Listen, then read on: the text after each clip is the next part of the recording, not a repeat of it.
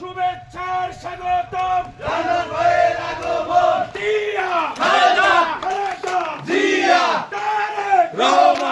চুরি ডাকাতি বেড়েই চলছে। মাদারীপুর সদর উপজেলার শিরখায়া ইউনিয়নের সিনদী বাজার সহ বিভিন্ন এলাকায় মত বিনিময় সভা করেন মাদারীপুর জেলার বিএনপির সদস্য সচিব জাহানদার আলী জাহান। এ সময় উপস্থিত ছিলেন শিরখায়া ইউনিয়নের বিএনপির অঙ্গ সংগঠনের নেতাকর্মীরা। আজকে আমাদের একটি গণতান্ত্রিক সরকার প্রয়োজন।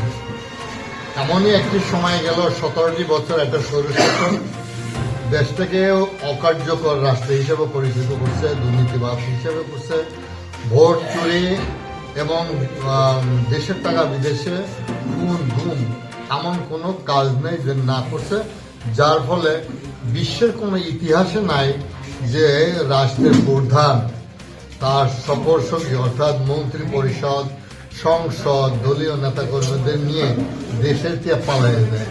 এটা শেখ হাসিনার সরকার, একটা অনির্বাচিত সরকার, ভোটচোর সরকার, বাধ্য হয়েছে গণতন্ত্র জনতা এবং ছাত্রদের আন্দোলনের মাধ্যমে।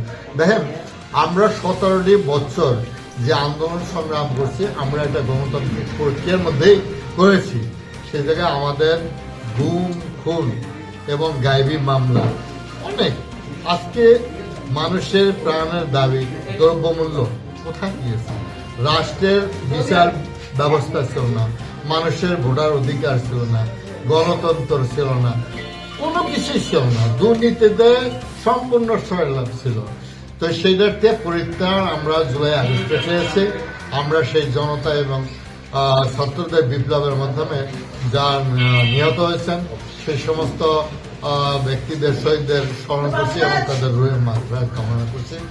আমরা সেই সূত্র ধরেই, যেমন 1971 সালে দেশ স্বাধীন হয়েছে, আর সেই সূচনা ছিল 1952 সালে ভাষা আন্দোলনের মধ্য দিয়ে, আর শেষ হয়েছে 1971 সালে। আমরা 2008 সালের থেকে শুরু করছে এই সরকারের পতনের আন্দোলন।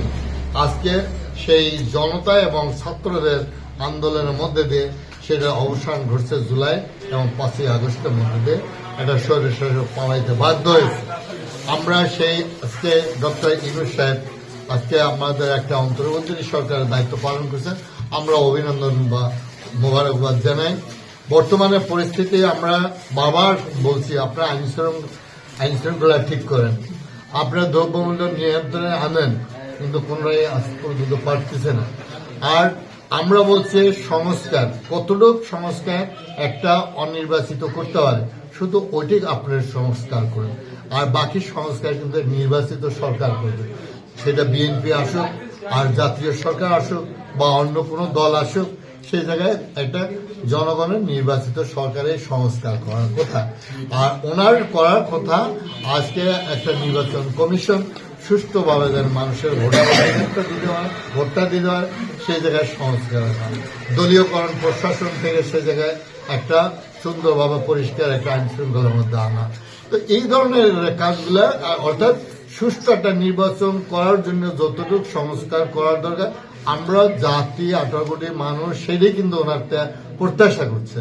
আমরা সেই সাথে আবারও বলছি যে দ্রব্যমূল্য আপনার আইনের মানুষের ক্রয় ক্ষমতার বাইরে আছে, আইন শৃঙ্খলা সম্পূর্ণ নিয়ন্ত্রণ বাইরে আছে। দেখছেন চুরি ডাকাতি বেড়েই চলছে। গতকালকে ৭৭ মাদারীপুর সীমানায় আচ্ছা 2 জন মারাও গেছে ডাকাত, এবং পাবলিক দেওয়াতে মারছে। মাদারীপুরের প্রত্যেকটা অঞ্চলেই চুরি ডাকাতি বাড়ছে। তো এই সমস্ত নিয়ন্ত্রণ উনি আনতে ব্যর্থ হয়েছে। আইন শৃঙ্খলা প্রকারে আমরা জানি না। তো আমরা বারবার ওনার স্মরণ করে দিতে চাই যে আমরা একটা নির্বাচিত সরকার দেখতে চাই, আপনি সেই সংস্কার করেই আপনি নির্বাচন দেবেন। আবার শুনতে পাই যে আজকে জাতীয় নির্বাচনের পূর্বে স্থানীয় নির্বাচন দেবে। দেখেন, স্বৈরশাসক কতিপয় পালাইছে, আর স্বৈরশাসক কিন্তু এখনো পালাই আছে। এই স্বৈরশাসক হাজার হাজার কোটি টাকা লুটপাট করছে জনগণের টাকা, সেই টাকা নিয়ে কিন্তু আবার তারা কিন্তু চেয়ার মেম্বার হবে, হওয়ার পরে কিন্তু স্বৈরশাসক কিন্তু আবার জায়গা দেবেন। আমরা যে রক্তের বিনিময়ে, যে জীবনের বিনিময়ে জুলাই 5 আগস্ট আজকে দেশ একটা বিপ্লবের মাধ্যমে একটা পরিবর্তন আসলো, সেই পরিবর্তন তো আবার ধরে রাখা যাবে না। সেগুলো আমরা সরকার আবারও বলে, আপনি জাতীয় নির্বাচনের আগে স্থানীয় নির্বাচন না করে একটা জাতীয় নির্বাচন দেন। এই জাতীয় নির্বাচনে সেই জায়গায় জাতীয় সরকার আসুক আর দলীয় সরকার অর্থাৎ জনগণের সরকার সেটার বিচার করবে এবং আমরা সেটাই চাই। 1976 সালের চেয়ে এই দলের পিছনে আমি কাজ করে আছি, অর্থাৎ 46টা বছর। আমি সর্বপ্রথম 79 সালে ছাত্র দলের নাজিমুদ্দিন বিশ্ববিদ্যালয় কলেজের সভাপতি, পরবর্তীতে পৌর ছাত্র দলের সভাপতি, পরবর্তীতে উপজেলার 3বার ছাত্র দলের সভাপতি, পরবর্তীতে জেলা ছাত্র দলের 3বার সভাপতি, জেলা বিএনপির 2বার সাংগঠনিক সম্পাদক, 2বার সাধারণ সম্পাদক, একবার সদস্য সচিব দায়িত্ব পালন করে আসছি। আমার ছাত্র জীবন থেকে এই পর্যন্ত দেখেছি 1979 সালেও কিন্তু আমরা এই অঞ্চলতে আমাদের নির্বাচিত আমরা প্রার্থী পেয়েছি। কাজী মাহবুব আহমেদ মিলন, আপনারা সবাই তাকে চেনেন, অত্যন্ত ভদ্রলোক ছিল এবং নৌ কমান্ডো ছিল, বীর মুক্তিযোদ্ধা কাজী মাহবুব আহমেদ মিলন। আমরা কালকিনিতে পেয়েছিলাম সাবেক মন্ত্রী অ্যাডভোকেট আব্দুল মান্নান সিংদের। আবার শিবচর আমরা 3 আসনে পেয়েছিলাম, 1 আসনে পেয়েছিলাম আমাদের বাদশা চৌধুরীকে। তো আমরা এই জায়গায় আমরা সুসংগঠিত আছি। আজকে এই 17টি বছর আমরা তো দূরে কথা, গ্রামের মানুষ আমাকে কাছে আসতে চাইছে না। যখনই আসছে তখনই গায়েবী মামলা দিত, যখনই আসছে তাদের উপরে প্রেশার আসতো, যার ফলে তাদের অনেকের জায়গা জমি দখলে নিয়ে এসেছে। এই ভয়তে তারা আসতো না, আর আমরাও কিন্তু গ্রাম হয়ে আসতে পারতাম না।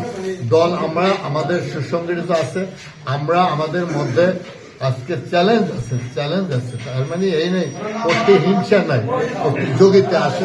বড় দলের মধ্যে প্রতিযোগিতা থাকা উচিত, তাদের মধ্যে প্রতিহিংসা না থাকে। আমাদের মধ্যে অনেক থাকতে পারে। আমরা যেই আসুক আমরা ধানের শীষের জন্য আমরা কাজ করবো। পৌরসভা নির্বাচন করলাম 2004-এ, 2011-তে এবং 2021-এ করলাম।